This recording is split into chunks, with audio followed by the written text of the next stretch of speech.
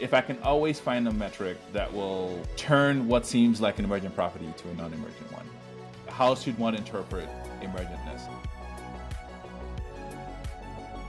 All right, everyone. Welcome to another episode of the TWiML AI podcast. I am your host, Sam Charrington, and today I'm joined by Sanmi Koyejo. Sanmi is an assistant professor at Stanford University. Before we get into today's conversation, be sure to take a moment right now to open up your Apple Podcasts or Spotify app. And if you're not already subscribed to the show, hit that follow button to make sure you won't miss any of the great content we've got planned for you. Sanmi, welcome back to the podcast. It's been a bit. Yeah, I think last time we spoke, I was at University of Illinois, so in the middle of the Midwest. I'd be much colder now, I think, than I am. And since then, I moved to the West Coast.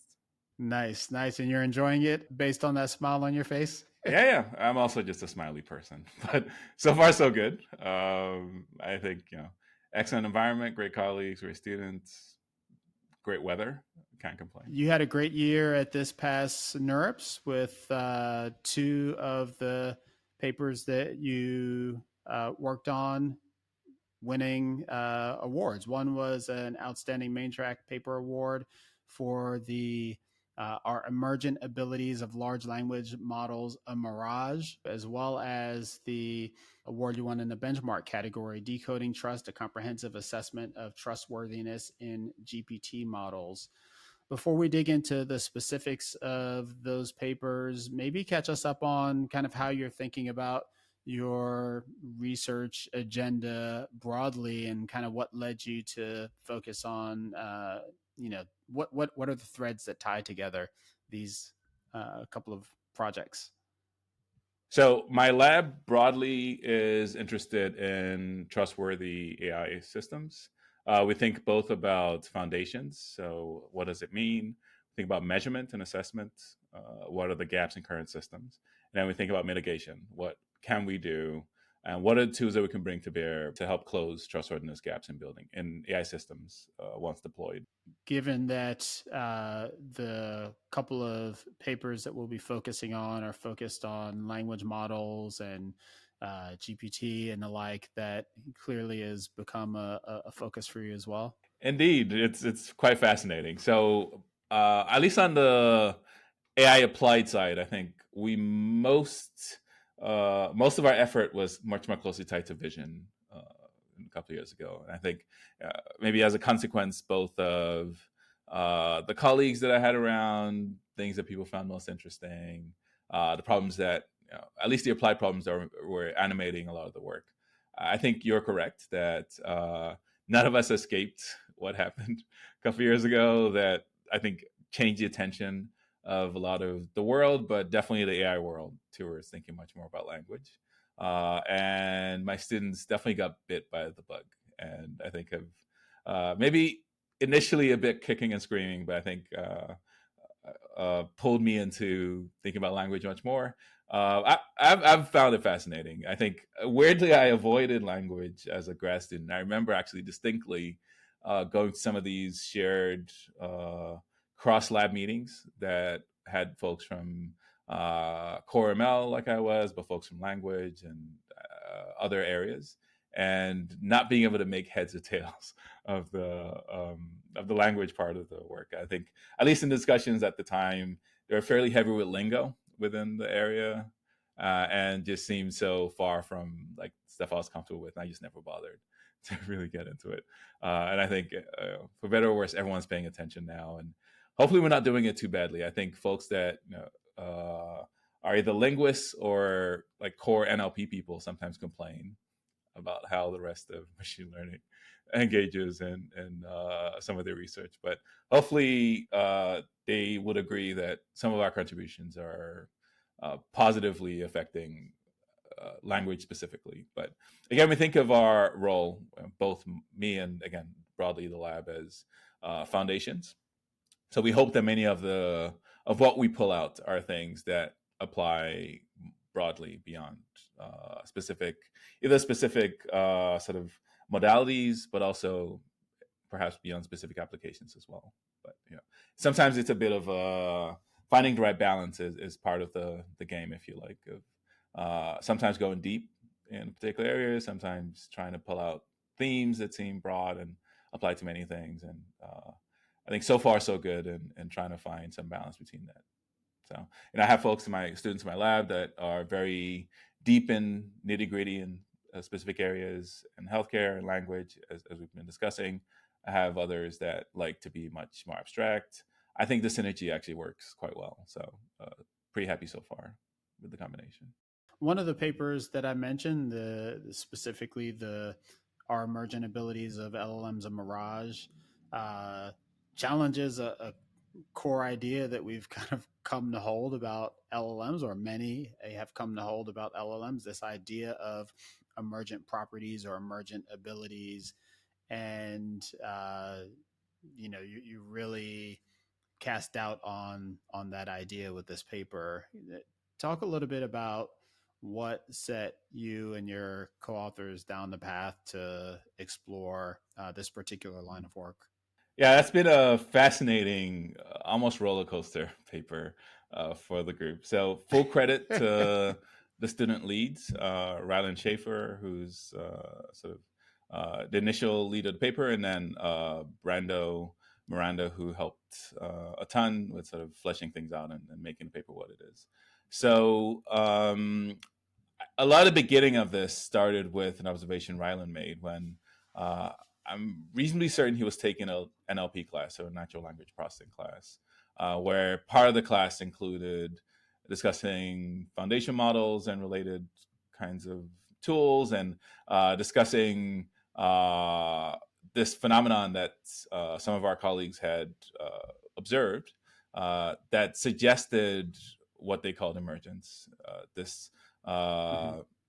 observation that on some tasks, some of these large language models seem to um, be bad when the scale of the model was small, and somewhat unpredictably, as you increase scale, would get better. And so this was the key observation, and this got the name emergence. And I think a few different potential tasks where this showed up, but I think one of the ones that people initially gravitated strongly towards were settings where you're asking the model to add numbers together or do various kinds Yeah. of simple arithmetic.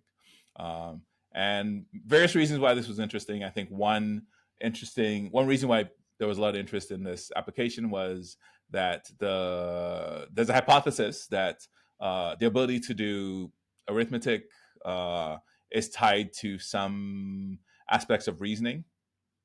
And so Mm-hmm. this idea that models could do reasoning is, again, quite fundamental to the potential of, in the future, having models both in the positive side implement or run more important aspects or just do more important things. And the maybe more concerning side, potential adverse outcomes if these models Yeah. get good in a way that people don't have a handle on. And so this is some of the discussion in the ether, in the environment and broadly within the space. Because again of this observation of what seems to be this observation of this, what seemed to be an abrupt change. And I think most importantly, unpredictable abrupt change. I think that was the sort of, at least to us, the aspect that people seem most concerned with, that you don't know what scale the model seems to get better. So that sort of unpredictability seemed most concerning. It sounds like these two components that you've identified, the sharpness of the change and the unpredictability of the change, have become to some degree an accepted definition of emergent abilities. I don't know that there is an accepted definition. It's one of those tricks of language, which I think is often a challenge in any technical field that has to. I think this is true for statistics and lots of science, where terms go back and forth between a precise technical definition and a sort of colloquial language definition, and sort of it takes some time for, particularly when it's a new thing, it takes a bit of time for maybe the field to settle on a specific definition.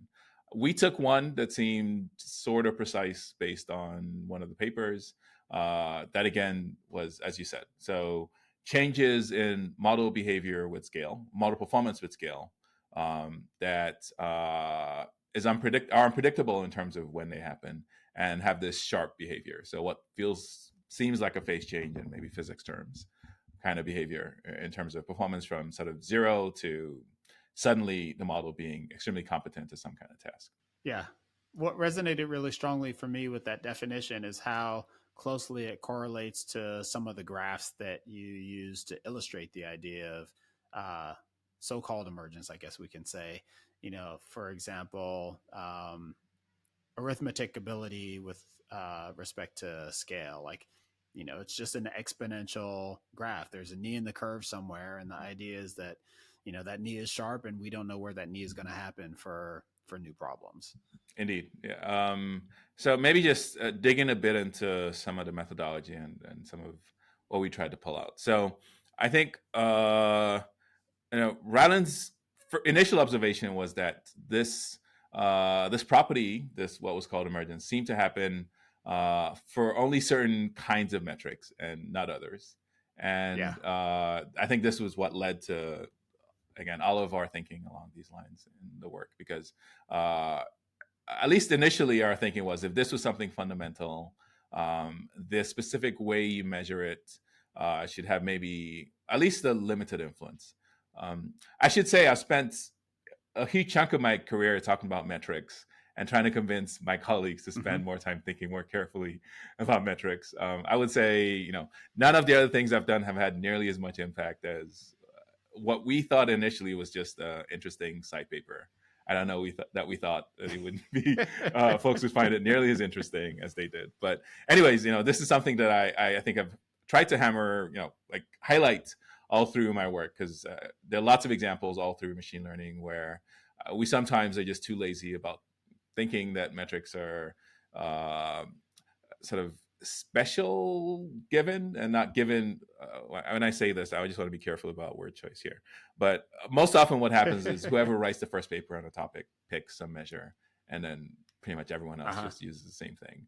And I've argued for a long time that this can be worrying, because the measure that you pick in this, I would argue, often arbitrary way, need not correlate to anything that you care about meaningfully in the world. And that was the focus of our entire last conversation. Was we've got these kind of abstracted academic metrics, and how do you then apply them to use cases or business oriented scenarios?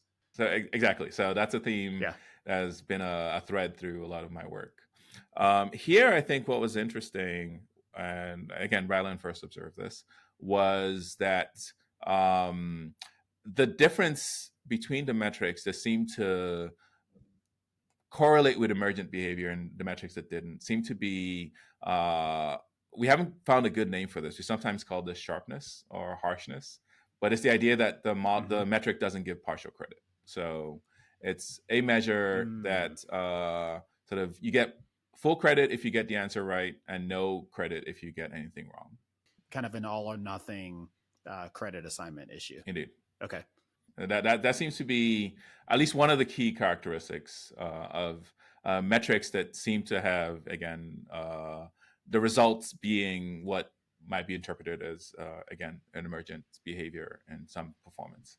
Can you give an example of, I guess arithmetic would be an example of you either get the problem right or wrong? And yes, arithmetic is a great example. Did I get the answer right? Exactly. Which arguably, and I think very reasonably, many have countered and said, well, I don't care if I get partial credit in an arithmetic question. I think this may be reasonable, but again, I think what hopefully our paper is pointing out is one, I think the specific choice of metric plays a big role. And whatever inferences you make should be made in light of the fact that you also had control of your measure. And sort of questions of fundamentalness of some kind of behavior of models, I think, should be at least considered carefully. So it should not be sort of trivially stated broadly without context. I think that's what I think I hear you saying is that you require a certain level of scale to do arithmetic, but that doesn't necessarily mean it's a magical emergent property. Yeah, I'd be comfortable saying that. Yeah, and I'll say a bit more because I think probably the most interesting, or one of the more interesting bits for me, is, I mean, both the fact that you have this sort of sharp behavior, I think, is an interesting thing. The unpredictability of it is also interesting, and I think there, I think I can make a somewhat stronger argument to counter at least some of the sort of discussion happening. Um, but on the, again, to your point, this idea of Hmm. arithmetic and sort of yes, no, correct, not correct. Uh, in our evaluation of models, I guess it's one thing for maybe deployment settings, but I'd argue for many things that we care about, uh, partial credit actually plays a big role, both in terms of calibrating our understanding of what's happening, but also in just in terms of Hmm. understanding, like any kind of understanding of what the models are doing. Having measures that can capture this uh, partial or gradual evolution, I think, is quite meaningful. And so maybe that's another inference of just, again, the effects of metric choice on interpretation of some set of results. Maybe a slightly stronger claim is the whole argument about unpredictability. So we posited a very simple toy model. Um, Admittedly toy in that it ignores a lot of what we think language models are doing and simply considers Hmm. language models as next word predictors, so next token predictors, right? So we take Hmm. that the actual training objective at face value, and more than that, we actually, in addition, we just ignore even correlations. So we just think about this as, I'm going to do a sort of you know while I'm predicting a sequence, excuse me, I'm predicting a sequence. I'm going to ignore the fact that it's a sequence. Just think about this as Hmm. independent decisions on what the next token should be. So I have a very simple model, if you like, a coin toss model, where the coin toss has a parameter that says how likely am I to get the answer right. If this parameter, this probability is very big, I'm likely to get the answer right for any coin Hmm. toss. And I'm going to do this coin toss in a sequence. And for now, I'm just going to ignore the fact that in language, Sure. the sequence of tokens I predict are not independent. The sort of the whole point of, for instance, recurrent models is Right. that the history affects the current prediction, affects the future. So we'd ignore that and just think about this as sort of coin toss. It turns out this somewhat abstract simplification is sufficient to capture a lot of qualitative properties about what metrics might do. So in particular, uh, you can characterize this very simple model quite precisely. Hmm. So it's a simple model. You can sort of do a bunch of math with it.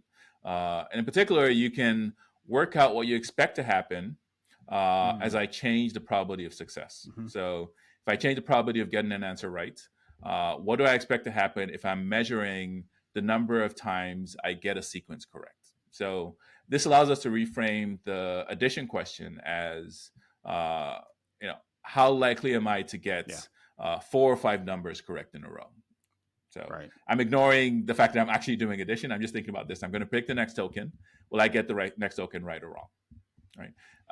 And we have some sense of what uh, we expect models to do because existing work on scaling laws, which are these empirical observations of what cross-entropy looks like as I increase models, gives us a handle on roughly what's the average probability that you get the next token right. So that's something like what cross-entropy is measuring. In other words, the model size correlates directly to the P in your model. Indeed. Yes. So Okay. this is somewhat, it's a sort of empirical finding that has held up quite well, enough Hmm. that I think the field is comfortable saying that there is this association between how big models are and then this P, if you like, how likely you Hmm. are to get the next token right, which roughly cross entropy is measuring. And so we take this, we just pull out that number, Yeah. and then we ask, if I modulate this number from small to big, what should I expect to see if I'm checking not just one token correct, but k tokens in a row correct? So let's say 5 tokens in a row correct. Hmm. And so this is actually, it's a kind of question. I don't say this. I want to be careful here. It's a question I would give to like a probability class as homework.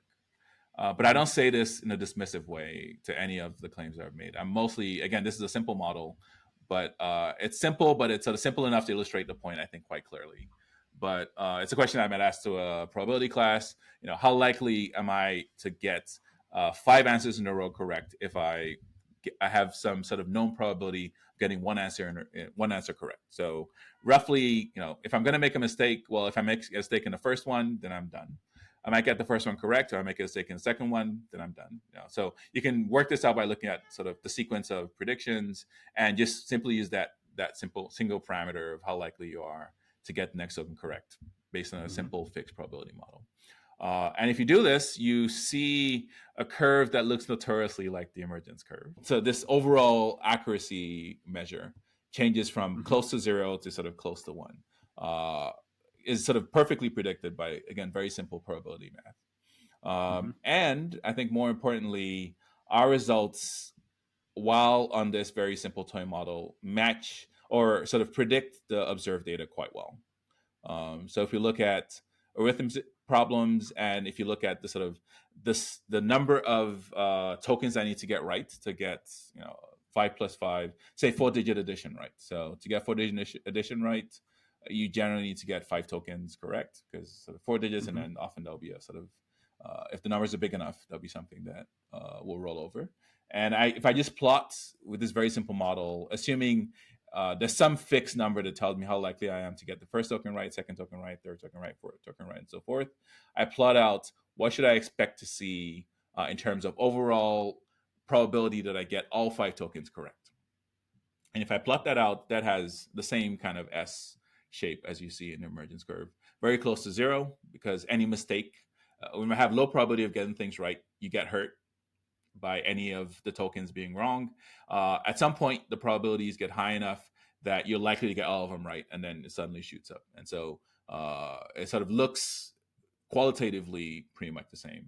And so we use this to argue, again, that the predictability, I think, or the lack of predictability may also sort of be not a stronger claim, because, again, with sort of a very simple cartoon model, we argue that we have sort of quite good predictability of for things like addition. So for metrics that are tied to, again, getting everything right, we can use behavior that we expect from predicting sequences that sort of are very well understood to predict what we expect to happen on to the overall model. And these findings seem quite consistent. So this challenge the predictability claim, again, arguing that at least for many of the existing properties that people have looked at, so existing things that we've tried to build with models, we argue that you can predict them quite well. One slightly tongue-in-cheek experiment we do, but I think meaningful, again, not to be, again, highlighting this is not dismissive. I think the whole way that this happened in the field completely makes sense. Yes. Okay. Yes. Yes. Exactly this. So again, we just really wanted to hammer the point home that metric choice matters so much, and we did this experiment, as you said, division metric, where we looked at a problem where no one has ever claimed emergence, and we changed the metric with a very similar style and sort of show a curve that matches emergence. So we look at autoencoders, which are these models, as many of your listeners might know, that are useful for sort of, if you like, summarizing data. So they're models that you use to find low dimensional embeddings of data, such that you can compress large data sets in sort of low dimensional space. So they're useful for a bunch of things. They're good for denoising. They're good for compression. So, big part of the field is building good autoencoders. And they're also big within models. People use autoencoders as sort of inside much larger models that do fancy stuff. And so we looked at autoencoders. They're usually measured by some metric that says how close is my predicted image to the original image. So how well did I reconstruct a particular image? And this is generally something like a squared loss or something in that family, some kind of norm. And we replace this with a measure that gives you full credit if you're within a small value close to the perfect reconstruction, and then 0 credit if you're far away. So instead of, again, seeing this sort of partial, the model getting better slowly, you're seeing model is far away, no credit, and then at some point it gets better, and then full credit. And we show, again, this Lo and emergence behold, curve what did you the exact find? same way. Exactly. One more thing I want to mention. So we did one more experiment where we argued based on the very simple model I just mentioned, just using very simple sort of independent probability of getting token rights, getting tokens right. One of the inferences from that model is not only can I predict when phase transitions might happen, but also I don't expect zero in the part where the models are not performing well.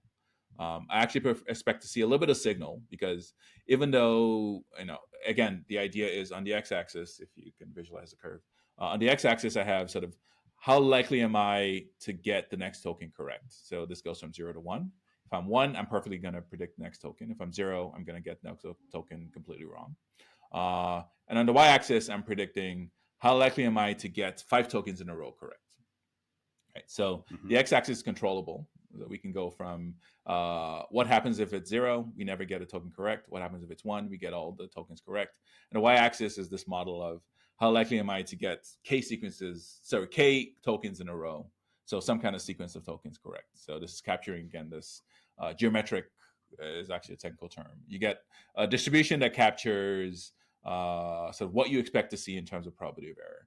And one of the inferences from this simple model is that you don't expect to see 0 at the low probabilities. You expect to also see sort of improvements. So the curve you should be expecting is not S curve with flat before the emergence point, if you like, and then a sharp and then a flat after, but really sort of monotonically getting better from 0 all the way through where it shifts. And then getting better again after it shifts. Because even in this metric that has harshness in it and doesn't give partial credit, the nature of the sampling is such that as you get more likely to get some of the tokens right, you will get a little bit of partial credit in the aggregate anyway. It's just that it's most dramatic at some transition point. Is the idea that in these instances where we're claiming emergence, the actual graph looks like this geometric distribution? If we take, I guess, 2 claims as true, one, many of the claims of emergence are tied to full credit instead of partial credit. 2, the mechanisms underneath this are often tied to sequence of tokens being correct all at once, as opposed to a single token potentially being correct, and you don't get any partial credit till you get the full sequence correct. So those are maybe the 2 bases of the claim. And again, both of those tie quite well to what people are doing. The caveat is that the measurements themselves are different, and you're making your claims around kind of a toy representative measurement model as opposed to the one that's typically being discussed and charted. Yes, but this is very strongly on purpose. I guess I want to highlight that. And actually, I'm a big fan of this kind of research where you find little toy sort of illustrative models, if you like, that capture qualitative properties that match real behavior at scale. And that's actually the point of this. So I fully correct that this is not the actual model. This is sort of a cartoon, but it's a sort of hopefully thoughtful cartoon designed on purpose to capture scale up behavior. And in particular, this cartoon model suggests some inferences that we should make that we then validate in the real models. So again, the first inference was, can we predict when the transition will happen? And again, we show that this matches reality quite well. The second inference was, you shouldn't expect 0 in the parts where the models aren't doing well. You should expect still monotonically increasing performance, but increasing much more slowly. And we show this. So the argument we make, again, this falls down to statistics. We show that statistically, to get the right signal at the low parts of the measurement space, you need to sample many more models. And the reason is, each model, the probability that it gets it correct is low. To actually get a good estimate of a small value, you need to sample things much more often. And we argue that part of the reason people don't see any signal for small models is that they're not sampling sufficiently. Because again, an inference from this qualitative model is that if you sample sufficiently, you should see signal. It's just that the signal is not dramatic till you get to whatever the inflection point is. And so we show this in the paper. In particular, we build small models where we sample much more, or start with small models and sample much more often. And we show that, again, the qualitative behavior of these curves are not zero at the beginning, some sort of transition point, and then almost one in a flat way. But as predicted by, again, this very simple model, you get monotonically increasing performance in the beginning, some sharp transition that matches when you expect sort of individual probability of getting things correct to end up having this, if you like, transition behavior to getting sequences correct much more often. And so mostly the key idea is, and you might see this in the paper if you're looking at it, that the theoretically predicted curves match reality quite well. Are you predicting the transition point in terms of P in your simple model, or are you able to work back to some number of parameters in a representative actual LLM and predict the number of parameters in which the transition will occur? The model predicts it in terms of P, but we can go from P to parameters because the scaling laws tells us sort of a rough estimate of how parameter size ties to P, if you like. That's the point of the scaling law is, and the x-axis model size and the y-axis sort of cross-entropy, which is reasonable. You can pull from that a proxy for what this p-value is, how likely you are to get the next token right. So there's a chain of argument that allows you to go back to parameter size for expected transition. Okay. And is that sufficiently abstracted that it's task or use case independent? This is a great question, actually, because I think it's one that requires a bit more work than we've put in. It's sort of some of what we're thinking about now in terms of how this relates to different tasks and what might happen in different settings. In particular, they're the arithmetic ones are, I think, were the ones that were most obvious to play with, and some of the other settings that people are interested in are a bit more complicated in how token behavior might interact with the model architecture. So things like in context noting, for instance, I think is a little bit trickier to pull out sort of exactly how you might explain things in terms of our simple model. That said, so what the scaling law does is, I guess it's task agnostic in the sense, at least the original scaling law papers, they're task agnostic in the sense that they just measure how well the model fits data. And going from that to how well the model does in particular tasks is, again, a sort of a separate inference. The observation has been the data fit seems to be highly predictive of task performance. So sort of the better the model is at fitting really large data sets, the better it tends to do in terms of performance on various tasks.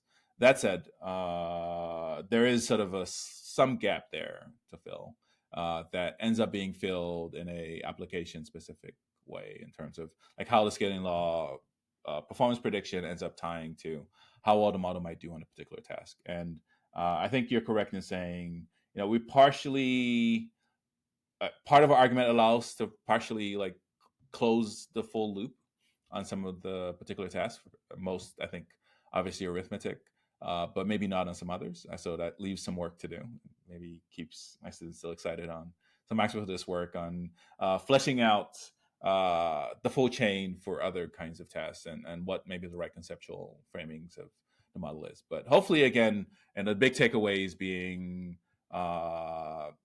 one I like is the ability of very simple models to elucidate aspects of sort of large scale model behavior, but maybe more precisely, the importance of the specific choice of measure and how it can affect inferences on what we think models are doing. The choice of metric is not a sort of free choice. Like it affects everything else that you're doing, and it affects the way that you're sort of the inference that you make about the outcome of the models. You draw correlations between linear metrics like token error rate and some of the nonlinear or discontinuous metrics that researchers use.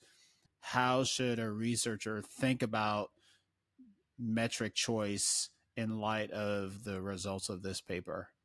any claims being made should be sort of correctly made in context of the metric choice. So like acknowledge the sort of effect metric choice might have on any kind of large claims being made. And I think that's meaningful to do and sometimes hard to do because I think announcements and discussions are often made context free. And the context matters, and that's, for instance, if the claim was, we see emergence, but for claims that give partial credit, we expect to see sharper behavior in metrics. That it's longer, but I think it's more correct. Sure. And allows again for the listener or the reader to sort of correctly interpret the strength of what is being observed. So it ties to a question of fundamentalness, maybe. If, and I don't know the full answer to this question because I mostly studied this question from the perspective of sort of pick the metric for the thing that you care about in the real world and then sort of adjust the rest of your stack accordingly. And we're in settings where these metrics are not necessarily optimized for, they're just sort of more post-evaluated. And then inferences are made about behavior of the world based on them. I think here, again, the main take, or at least the obvious takeaway, is just care in interpretation from sort of these choice of metrics. The fundamentalness question is an interesting one. So, if I can always, there's a hypothesis here, which I don't have, I'll state as a hypothesis because I don't think we have complete evidence for.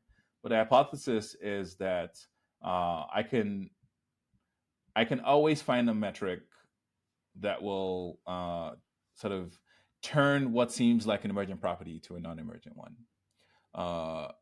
Let's suppose that is true. I don't know if this is true or not, but suppose that this is true.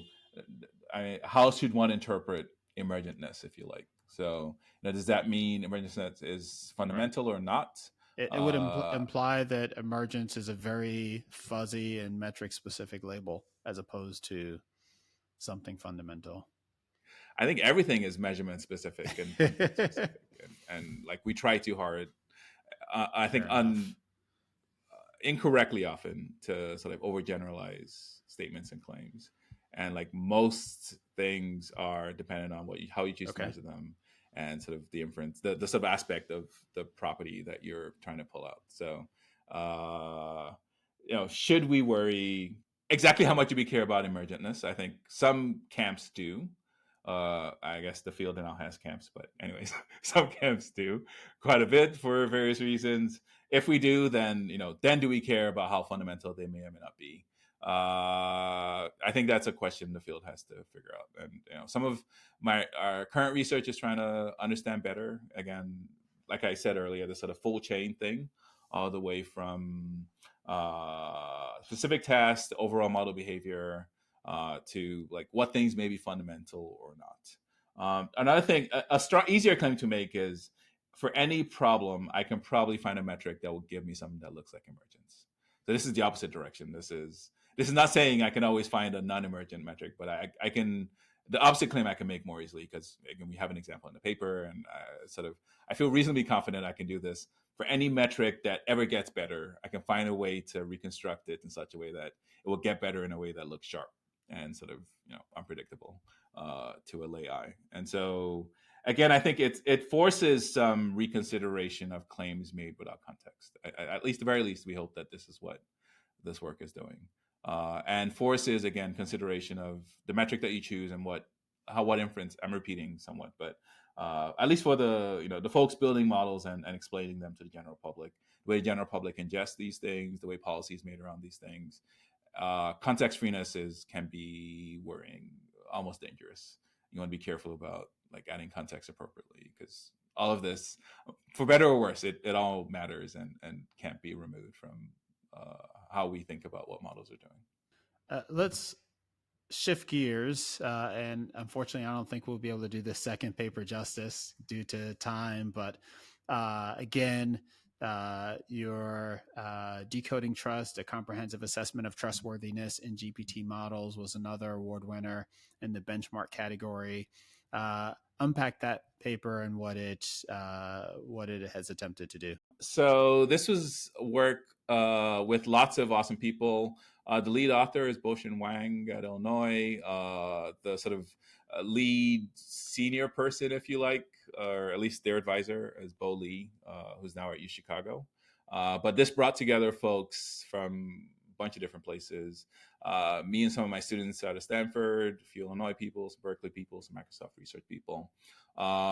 And our goal was to, this is this big sort of consortium, but our goal was to try to take some first steps in trying to ground a little bit what trustworthiness might mean in the language model world, and think a bit about how we might build evaluations for aspects of trustworthiness that we might think are important. And so we landed on 8 perspectives. So these included toxicity, stereotype bias, robustness of different kinds, adversarial robustness, distribution robustness,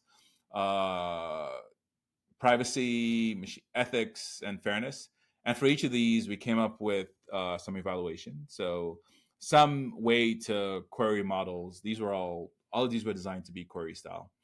Some way to query models and get a response, and then evaluate this and to give us some signal about how well the model might be doing with respect to various trustworthiness measures. So we applied these to a bunch of different models. So, I mean, the main task was designing this evaluation and figuring out how to make sure things are scalable. For some of the directions, we had to come up with some new metrics. For some others, we extended existing metrics to sort of be a bit more flexible and have better coverage of various aspects of model behavior. And then in the end, we have this toolbox that has a GitHub page, also on Hugging Face, so people can sort of easily sort of download and run evaluation. And it's something that we're hoping and looking to build up quite a bit, actually, as hopefully in the long term have a big suite of evaluations for model behavior that build on existing, I think, excellent work by some of our colleagues on evaluation for performance. So as you know, there's a bunch of work on performance evaluations. I think very notably, for instance, my colleague Percy Liang and colleagues have Helm out of Stanford, which is sort of widely used for people thinking about evaluating performance of language models. But we noticed the gap that the group that was important in directions that are related to trustworthiness that we wanted to try to help fill. Would you characterize the contribution of this particular work as primarily pulling everything under one umbrella, or advancing the particular approach to measurements around specific concerns, or filling in gaps where there were no accepted measurements, or is it kind of all of the above in different places? It's kind of all of the above, depending on the case. So in some ways, there's good and bad to it. I mean, as a academic paper, it was extremely unusual because at least the initial draft was almost 100 pages because we had to cover so much. As you said, again, we had this mix of pulling things that already existed, but some new design, some sort of cases where we're just extending existing perspectives. I think some of the robustness things look like that. Cases where there wasn't definition out there and we're using it. Or we defined one and defined some tests that could evaluate some direction. So it was all of the above. It was a bit of it was a lot to read. I think the final NeurIPS version has sort of we have a 8-page summary and then like 80 pages of appendix. So it covers quite a bit. Again, just to be able to lay this whole thing out. There's a lot going on. Mm-hmm. And then beyond that, having a software package that again people can download and use to actually evaluate models that they are building, I think is an important contribution of this kind of work. So both the hopefully intellectual work of pulling all these together and also the sort of hopefully practical, useful aspects of having a toolbox that can be built on and deployed by folks. I think some of the interesting observations, we focused a little bit in the original writing on GPT models.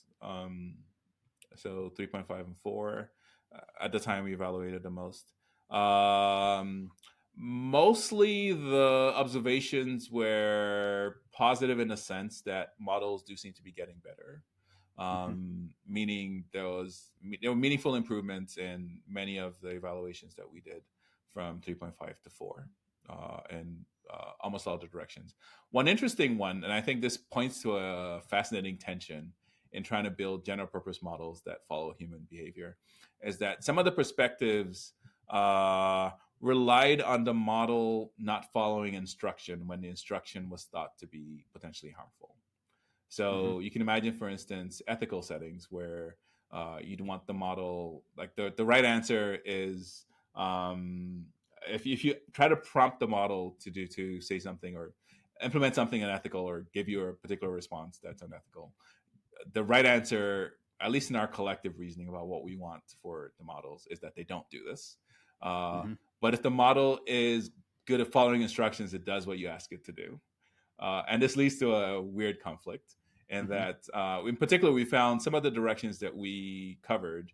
GPT-4 looked worse, but we think it looked worse less because the model is necessarily sort of less tuned, but looks worse because it follows your instructions a little bit better. So Hmm. it's an interesting conundrum. It's not exactly clear exactly how. I think there's some space for societal and also folks building these tools on how we interpret and sort of evaluate what cases we want instruction following to be exactly what the model does, and what cases we have an ethical standard we want to hold such that, or some other standard we want to hold such that we think the model not following your instruction is a good thing. Yeah. So this shows up in fairness to some extent as well. In settings where the model can have biased decision making. The societal standard we believe and what we're building to is that the model should not, and so we want to check that isn't doing that. But will the That's model, if interesting. you try to ask it hard enough, actually do that, and maybe look worse in our evaluation? What's interesting there is that your observations are a bit of the opposite of what I've tended to hear, is that many in the community feel like, uh, to some degree, RLHF and to some degree instruction tuning have like hampered GPT-4's ability, so that it clearly performs better, but it's a lot more limited in uh, what it will respond to, and you need to coerce it in ways that make it more difficult to use at times. So I would agree with that characterization. I'll say two things that maybe are interesting. Both maybe, I don't know, general statements, but I think hopefully meaningful. One of them is, I think this particular conversation points to a challenge in scientific evaluation of black box models, and that behind the scenes the models are changing all the time. So Right. the version we evaluated was a little bit earlier in the stack than I think some of what people have been complaining about recently. Got it. I don't think we have any particular behind the scenes versioning, so we don't actually know. Mm-hmm. We know when we evaluated, and it's in the paper, sort of the timeline that we did the work. But to your point, uh, the way the ecosystem is developed is such that there's no public information about which model you're talking to, and sort of all the changes and tuning are happening behind the scenes, and so it challenges the science a little bit, and sort of the strength of a claim like the one I just made. But I can say that for at the time we evaluated, this was true. I'd also say that despite maybe this comment that you're making, I think it's still true. I think, at least in my, this is anecdotal maybe, but maybe still true, that 4 is still better than 3.5 at Mm-hmm. following instructions, even if it's worse at following instructions than 4 from 6 months ago, perhaps. Mm-hmm. So I think the sort of, at least the inferential claim from the paper of instruction following being better in as models advance, I think is still true, even though within the same model family, I think I've heard the same observations from people Yeah. The effect of the tuning has been that it follows instructions less. In some cases, where you would have imagined it would follow more. Yes. Yeah. I don't know if you know James O there at Stanford, but he did some work looking at the effect of or GPT performance over time. And I recall one of the questions that I asked him is, if he envisions establishing like some kind of GPT weather report that just like is static, is static dynamic, consistently applying some metric and reporting performance. And I put the same question to you. You've got a toolbox. Can you host this somewhere and just have it running against current GPT and seeing how it changes? Yeah, no, this is a fascinating question. Maybe I'll. Could it be done? Probably. I think if we did this, it'd be interesting, at least from the trustworthiness perspectives. Again, our toolbox and our evaluation is very like coupled to those perspectives as opposed to one standard ones. One interesting wrinkle I might throw back is my guess is that they're doing A/B tests behind the scenes all the time, and they're not giving everybody the same model. Um, and I don't know this for sure. This is a speculation, but I guess it's not clear how strong the inference might be from our particular instance of the model, because I guess it's very possible we're just seeing something different than some other subpopulation. It'd still be interesting to at least track, even if it's in this maybe not fully generalizable way, but track what's happening across metrics. That sounds like a sampling problem. Perhaps, yeah, yeah, you just need could to. do it with more population, and hopefully you get all sides of things. Sure, indeed. Yeah, if someone had some compute cycles and was very interested in doing this, I don't know that we will do it, but it's interesting. What scale of resources are required to run the full benchmark? I mean, it's definitely much less than either model inference or sort of training for sure. It's mostly How can it be less than model inference? Isn't it model inference?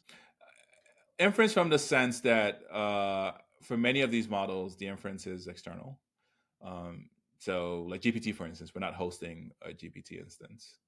We're querying a model externally. So you're paying OpenAI to get tokens back. So someone is bearing the cost for sure, just maybe not the person running the evaluation. To what degree do you feel like the tasks and or metrics in this benchmark are easily applicable to real world problems? Like, have you replicated the problem that you're trying to solve in other aspects of your research? No, this is a good question, and it's great to be self-reflective in this way. And maybe, the practical implication of that is, if I'm solving a real problem, should I be relying on a benchmark like this, or should I be investing in creating my own benchmarks, which uniquely represent the issues and the problem I'm trying to solve?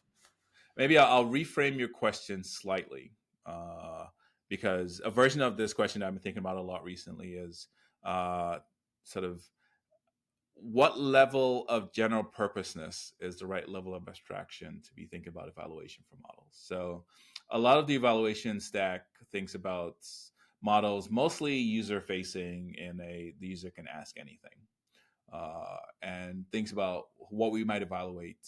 So there's a coverage problem maybe, but it's also like a tricky one because there's lots of flexibility in the potential interaction. And I'd argue perhaps that both a lot of the existing work, but also even this DecodingTrust work, is targeted at that general use case in that way. And so, to the extent, ignoring coverage for a second, because I think that's a meaningful caveat, I'd argue that all the instances of tests that we come up with are sort of interactions that either there's evidence for, or like simple thought experiments. Like it's not a stretch to have people interact in the model for various kinds of, say, decision making settings, or querying for some outcome where we want to be careful about bias in various ways, or security leakage, for instance. Like will it spit out PII information if it's given in context, or if it's part of the training data? That's one of the tests that we run. So for in these directions, I would argue that Our tests are relevant for real world use. But I think there's a meaningful coverage problem that is just going to be one that the field will have to take. Either we'll come up with some new innovative method, or we'll have to go with the sort of just increasing the number and size of tests that we run to get better and better coverage. That's one direction. The other direction, because I've been talking quite a bit to various domains, so most importantly and recently to folks in healthcare who are either thinking of deploying or already deploying language models, either clinician facing or sometimes patient facing. So clinician decision support or triage sometimes, or patient facing to maybe do some early screening. So for better or worse, these things are here, and there's a lot of interest in potentially using them. And there's a question of how can we tell whether we think these models are sort of ready for prime time in these settings. And there, I think where we're landing on is similarly for education, by the way. And there, I think where we're landing on is that the domain seems to matter quite a bit, and like the domain, the specific concerns that the domain has may not be covered by the general purpose evaluations. For something like healthcare, I think something very specific, actually both healthcare and education, the notion of harm, I think often actually has much clearer resolution. I think harm can be vaguer in the general purpose sense. In healthcare, if I have a recommendation for a treatment and I have known drug interactions that are fatal, or I have someone I'm recommending something to, and the actual recommendation will kill the person, like the harm there is just very clear and obvious. I think that clarifies, at least at some level, clarifies gaps and suggests some evaluation mechanisms that you may not be thinking about as clearly if you're thinking about general purpose use, because you'd imagine people are not using it for medical decision making settings. Similar in education, again, where education is an interesting one, particularly if it's K-12, because so specific rules and societal norms about what we want to expose, like the interactions children should be having with technology, or even if it's a teacher, but the teacher is showing the results to a class, like what's acceptable, not acceptable. And sometimes this varies, at the very least, varies sort of by state based on the regulations, often by school, sometimes by individual, in terms of where they want to be. And so thinking about exactly how to build evaluations that can capture all these, I think, has been tricky.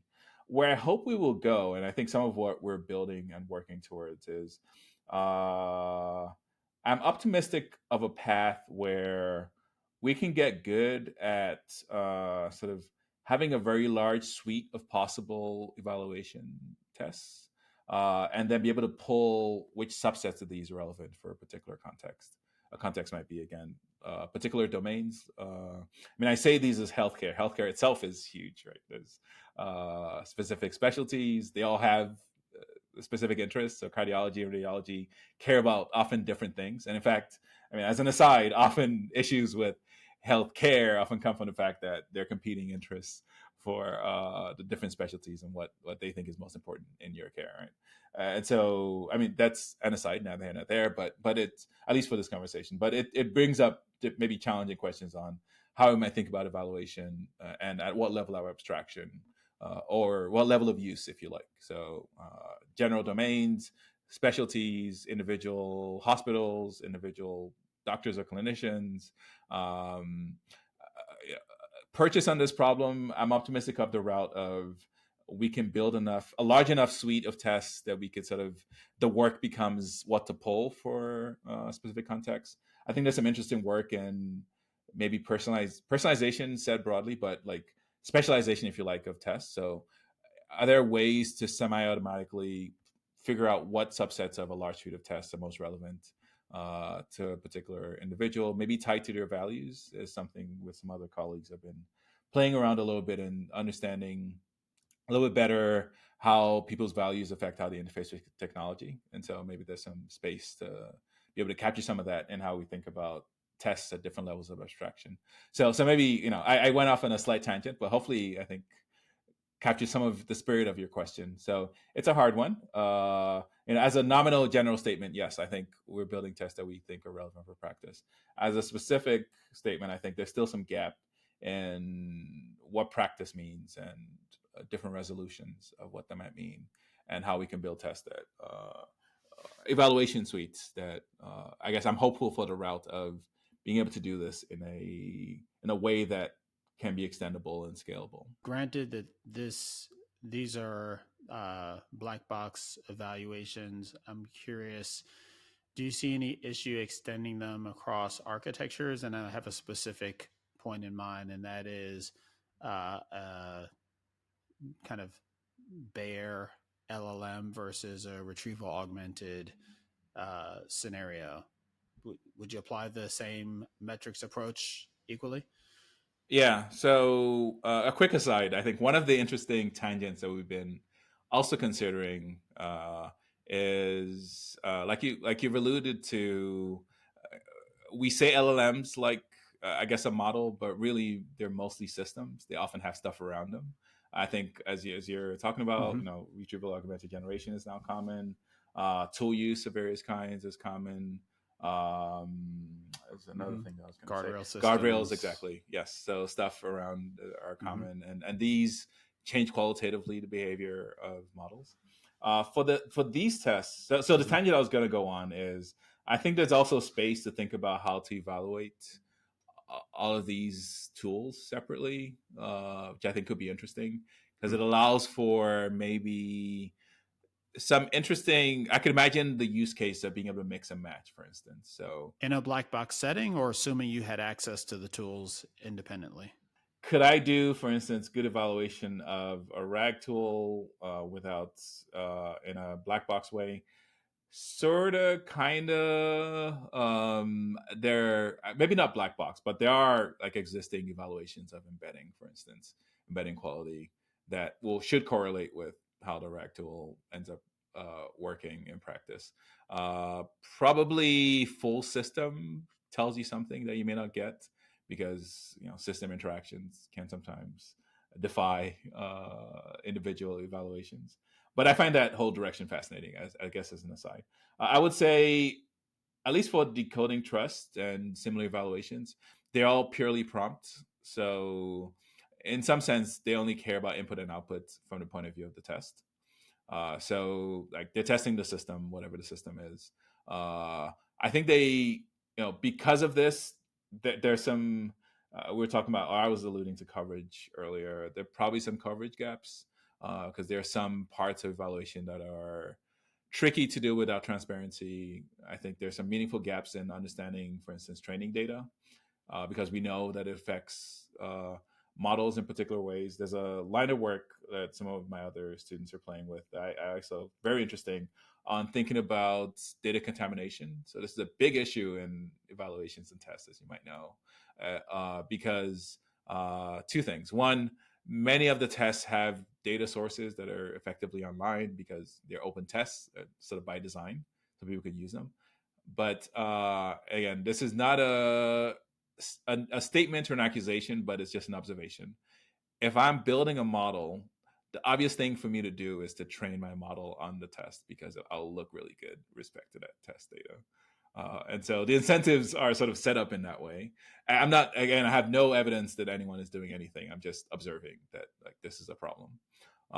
And so there's a gap there in thinking about how we might, one, to what extent can one build, this is tied to the general comment about black box evaluations and their gaps.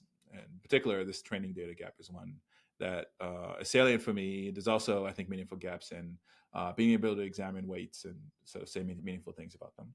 But separately, I guess if one is willing to do black box, then at least these kinds of tools that we're building, I think, can sort of capture system behavior. Again, caveated with this is black box, and we don't know exactly how things are trained, and these other reasonable caveats on what's going on. Well, Sanmi, thanks so much for taking the time to dig into these papers with us. Congrats Yeah, it on was a the pleasure. Great Outstanding questions. Paper Thanks Awards. for prompting. Absolutely. Thank you very much. I appreciate that. And kudos to all my collaborators, colleagues, students. Almost always, I get some maybe undeserved credit. I think the folks doing most of the work are students that really push these things forward, and they're incredible. I enjoy working with them. That's fantastic. Awesome. Thanks so much, Sanmi.